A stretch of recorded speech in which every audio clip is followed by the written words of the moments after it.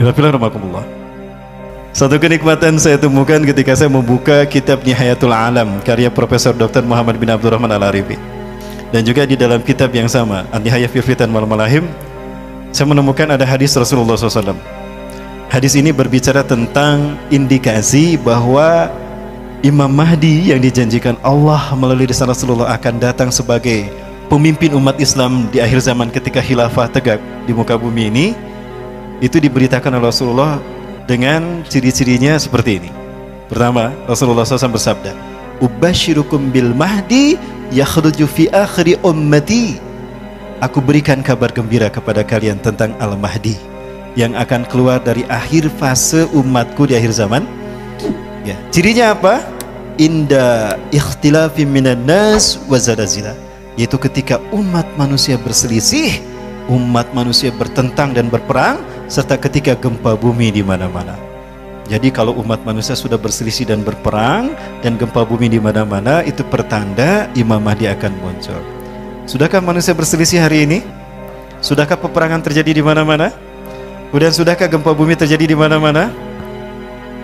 Berarti sebentar lagi ya Imam Mahdi datang. Sudah siap menyambut beliau? Yang kedua, indikator kedatangan Imam Mahdi adalah Rasulullah bersabda, "Yaktatilu thalathatun inda kanzikum."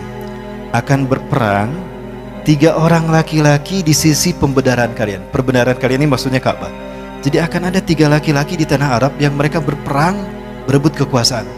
Kulluhum ibnu khalifatin, 3-3-nya putra raja, putra mahkota. Khalifah di sana bermakna mulkan. 3-3-nya putra raja. Jadi kalau ada 3 putra raja berebut kekuasaan di sekitar Ka'bah, itu pertanda Imam Mahdi akan muncul. Kemudian 3 orang laki-laki yang putra mahkota tadi berebut kekuasaan tidak berhasil, kata Rasulullah. Tsumma la yasiru ila wahidin minhum, tapi kekuasaan tidak berhasil mereka dapatkan oleh salah satu dari mereka, satu pun tidak berhasil. Hatta tatlu'a rayatun sudun min qibalil masjid, sampai muncul panji hitam dari arah timur. Rasulullah berada di mana? Di Madinah. Madinah timur tengah. Rasulullah mengarahkan telunjuknya ke arah timur. Yang dimaksud Rasulullah timur itu mana? Saya yakin Indonesia. Dan negara Islam terbesar penduduknya Muslim di mana? Indonesia. Artinya, ciri kalau Imam Mahdi akan muncul apabila panji hitam berkibar di tanah merah putih. Sudahkah berkibar? Sebentar para sekalian, apakah ini yang Rasul maksudkan? 3 putra mahkota mereka berebut kekuasaan. Sudah ada tidak? Sudah ada. 1 Muhammad bin Salman, kedua Khalid bin Farhan, ketiga Muhammad bin Nayef. 3 ini adalah 3 putra mahkota yang sedang berebut kekuasaan. Ya, apakah Raja Salman akan terbunuh? Pernah ada percobaan pembunuhan pada Raja Salman, tapi tidak berhasil. Pelurunya meleset, Raja Salman masih aman. Lalu beliau dilindungi dan dibawa ke bunker. Subhanallah, angin kebangkitan Islam itu terjadi sekarang dan kita menyaksikannya. Apakah ini isyarat kalau kebangkitan Islam yang disebutkan Rasulullah dengan panji hitamnya itu Indonesia? Mudah-mudahan iya. Inilah seperti yang dikatakan oleh Profesor Dr. Abu Bakar Al-Awawidah. Maaf, Dr. Abu Bakar Al-Awawidah. Beliau adalah Ketua Rabithah Ulama Palestina. Ketika tahun 2016 beliau ceramah di Masjid Jogokarian, bagaimana pendapat Dr. Abu Bakar Al-Awawidah tentang hadis Rasulullah yang menyebutkan merah dan putih? Mohon maaf saya sebutkan lagi untuk menyemangati ya para sekalian. Saya tidak akan pernah bosan mengingatkan antum sekalian bahwa Rasulullah pernah menyebutkan merah putih dalam hadisnya. Betul? Seperti apa hadisnya? Baik, saya bacakan hadisnya. Ini ada dalam Sahih Muslim, Kitabul Fadail, bab fadlu Nabi sallallahu alaihi wasallam an syaidil khalaik. Ya, Rasulullah SAW bersabda, "Inna Rabbi zawaliyal arda." Sesungguhnya Tuhanku melipatkan bumi ini untukku. Hatta ra'aitu masyariqaha wa magharibaha, sehingga aku melihat kekayaannya terbentang dari timur sampai ke barat. Wa atanikal al-kanzain, dan Allah mempusakakan kepadaku 2 pusaka. Allah memberikan kepadaku 2 pusaka, al-ahmar wal abyada, pusaka merah dan pusaka putih. Ketika Allah memperlihatkan timur dan barat dunia, kemudian Allah memberikan kepada Rasulullah merah dan putih, lalu Rasulullah menyebutkan, wa anna ummati Dan sesungguhnya umatku sayablugu mulkuha ma zawala minha, akan sampai kekuasaannya di akhir zaman dari timur ke barat. Kepada beliau saya bertanya itu. 5 ulama berkata sama. 2 saya tanya langsung di Masjidil Aqsa selesai sholat subuh. Ketua Rabita Ulama Palestina Syekh Ali Yaqub Al-Abbasi. Yang kedua Dr. Abu Bakar Al-Awabidah. Yang ketiga Dr. Yusuf As-Suwaidah. Yang keempat Hekmatyar tahun 97. Yang kelima Abu Sabar Zarqawi. Intinya para sekalian, 5-5-nya mengatakan, dan yang menarik adalah apa yang beliau katakan, Dr. Abu Bakar Al-Awabidah. Apa itu?